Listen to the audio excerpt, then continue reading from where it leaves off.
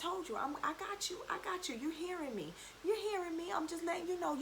I'm confirming everything. You hearing me? Okay. And so just everything, like even throughout the process of the paperwork and dealing with the lawyers and all of those things, and I was just like, Lord, I don't have it in me to fight. I don't want to fight. I don't want to do any of this. I don't want to do any of this. I don't want to. And God was just so patient to walk me through everything. He just walked me through everything. And I remember we were in mediation for my divorce, and the magistrate, because I didn't even want to go to court, I was like, listen, let's just do a mediation. I don't really need any of that. And the man said to me, he said, I've been doing this for 20 years.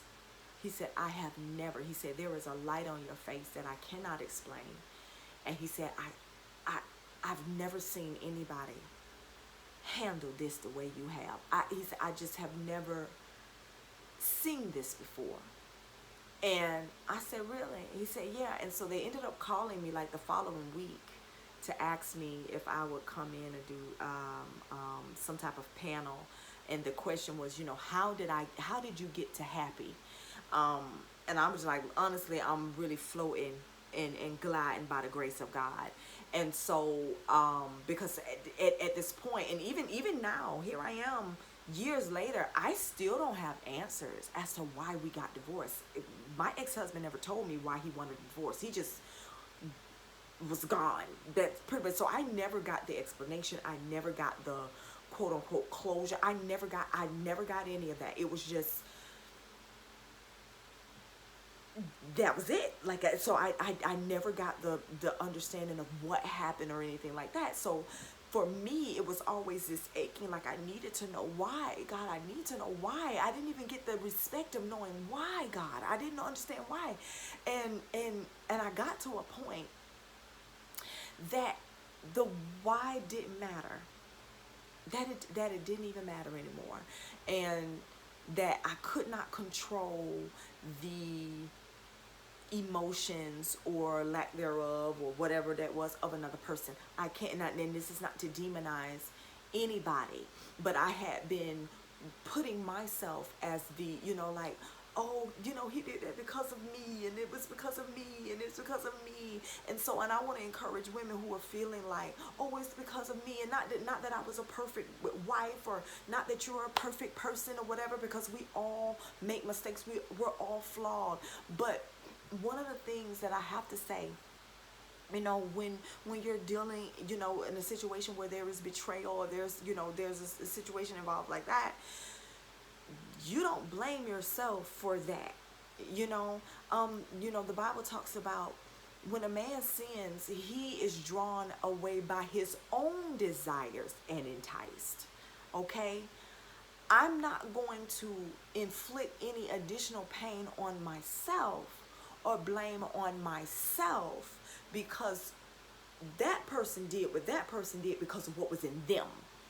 Okay? And so I'm going to encourage you, if you're watching this and you're a woman and you're sitting there and you're crying and you're trying to figure out why and what did you do and could you have done or whatever. And, and I would think about things, I could have spoken better. I could have did this better. I'm sure you can come up with a bunch of things that you could have done better. But at the end of the day, if someone decides that they're going to sin, or they're going to betray, or they're going to go and make whatever decision that goes against the vows that they made, they're doing that because that is what is in them to do.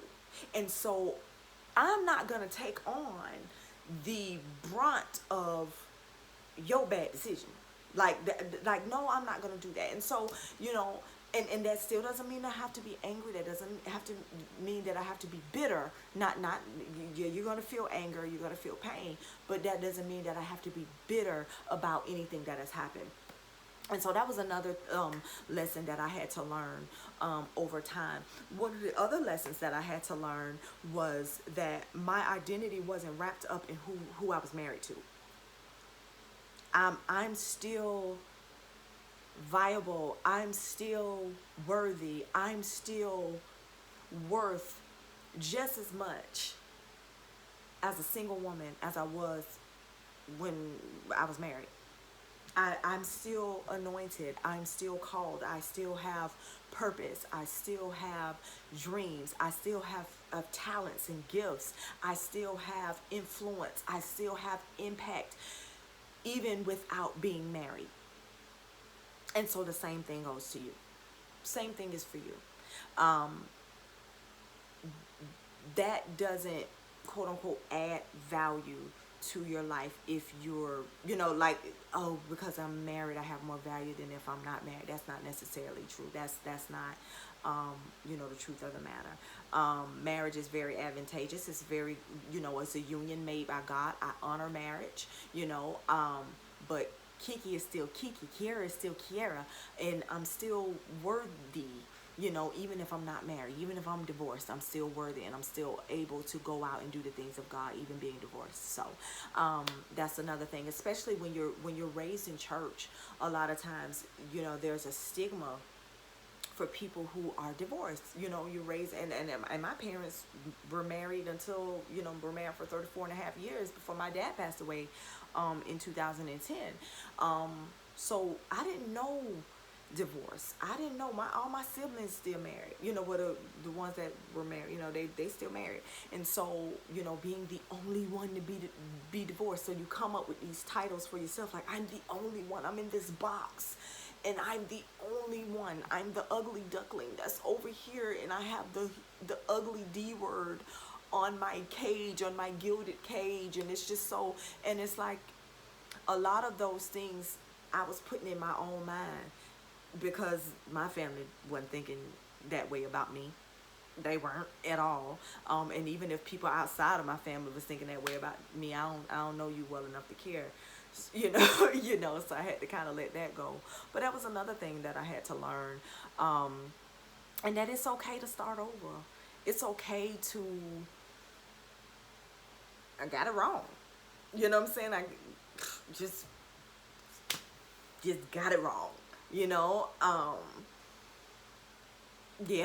and it's all right, this time around, like, listen, no, I'm gonna listen to Jesus.